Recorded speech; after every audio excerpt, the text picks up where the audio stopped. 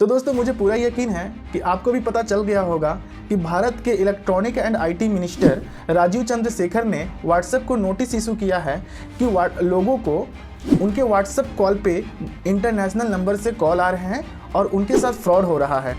बहुत सारे लोगों को तो जॉब ऑफ़र किए जा रहे हैं, उन्हें फ्री के कोर्स भी दिए जा रहे हैं और उनके साथ स्कैम करके उन्हें ठगा जा रहा है। तो दोस्तों आज मैं इसी टॉपिक पे डिस्कस करूंगा कि क्यों व्हाट्सएप पे बहुत ही ज़्यादा स्कैम बढ़ चुका है, इस प्रॉब्लम का रूट कोज क्या है, इसे कैसे पहचानें और हम इस इशू से कैसे बच सकते हैं। तो चलिए शुरू करते हैं। तो दोस्तों व्हाट्सएप पे होने वाला स्कैम ये कोई नई बात नहीं है, लेकिन सोचने वाली ये बात है कि ये अभी इतनी चर्चा में क्यों है। सारी मीडिया, सारी टेक यूट्यूबर इस टॉपिक को डिस्कस कर रहे हैं, अपने सब्सक्राइबर, अपने व्यूअर्स को बता रहे हैं कि आप इस स्कैम से कैसे बच सकते हैं, ये स्कैम क्यों हो रहा है। तो ऐसे में हमारी भी रिस्पॉन्सिबिलिटी होती है कि हम भी इस चीज़ को समझें और ख़ुद को इस स्कैम से बचाने की कोशिश करें। तो दोस्तों अब हम लोग स्कैम के रूट को समझने की कोशिश करते हैं। व्हाट्सएप की अगर मैं एक्टिव यूज़र की बात करूँ तो इसके 2 बिलियन से ज़्यादा यूज़र हैं। अगर मैं कंट्री वाइज बात कर दूँ तो इंडिया में ही ये सबसे ज़्यादा इसके यूज़र हैं। अगर इतना सारा इस यूज़र किसी एक ही प्लेटफॉर्म पे मिल जाए तो स्कैमर को कहीं और जाने की ज़रूरत नहीं है।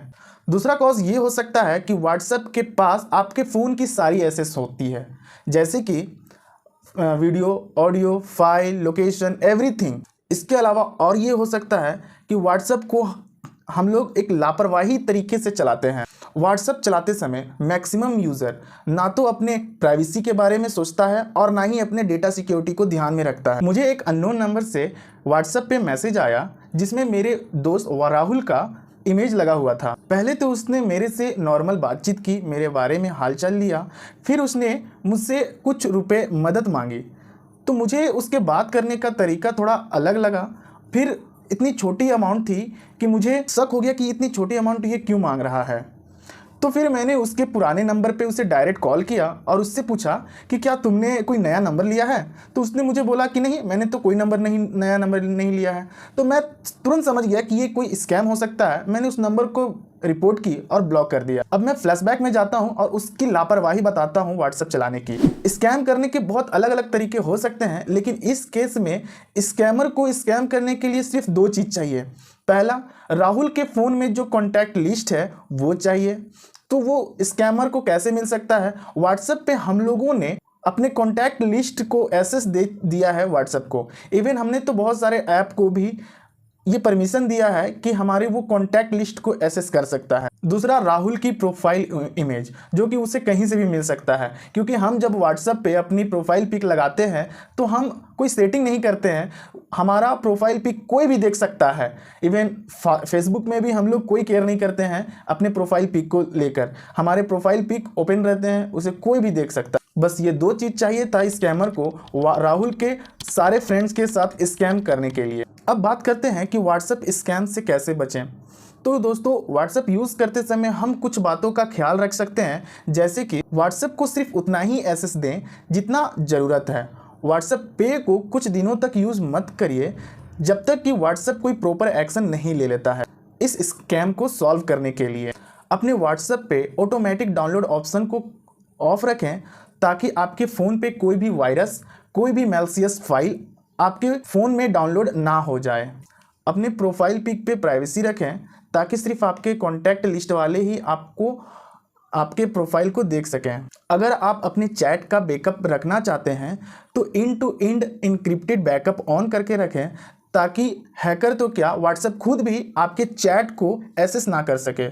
अब मैं आपको अपने फ़ोन स्क्रीन पे ले जाता हूं और बताता हूं कि ये सारी सेटिंग कैसे करनी है।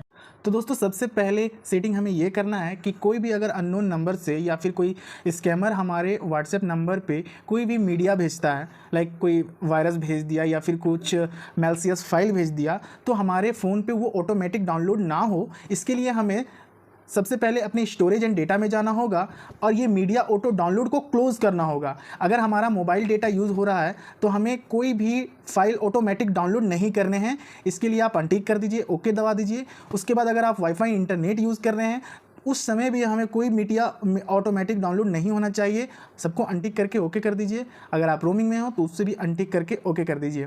दूसरा सेटिंग ये है कि अगर आपका प्रोफाइल पिक लगा हुआ है तो वो डीपी सिर्फ और सिर्फ आपके कॉन्टैक्ट वाले ही देख सके। इसके लिए आपको प्राइवेसी में जाना है, प्रोफाइल फ़ोटो में जाना है और यहाँ पास आपको 4 ऑप्शन मिलेगा कि आप अपने प्रोफाइल फ़ोटो को एवरीवन के साथ शेयर करना चाहते हैं या फिर सिर्फ कॉन्टैक्ट वाले लोग के साथ शेयर करना चाहते हैं। तो बेस्ट ऑप्शन रहेगा कि सिर्फ आप अपने कॉन्टैक्ट वालों के साथ अपना डीपी शेयर करें। तो दोस्तों, मैंने पिछली वीडियो में आपसे पूछा था कि व्हाट्सएप ऐसी कौन सी फीचर अपने व्हाट्सएप में ऐड कर सकता है जिससे कि इंटरनेशनल नंबर से आने वाली कॉल की समस्या को सॉल्व किया जा सकता है। पूरी तरीके से नहीं, लेकिन एटलीस्ट 90% सॉल्व किया जा सकता है।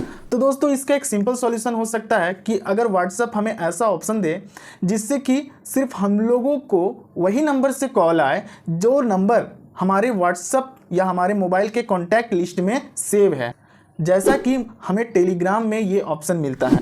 और last but not the least, आप एक अनदर एप्लीकेशन के बारे में भी सोच सकते हैं, दैट इज़ कॉल्ड सिग्नल। ये एप्लीकेशन जो है एकदम सेम टू सेम व्हाट्सएप की तरह ही है।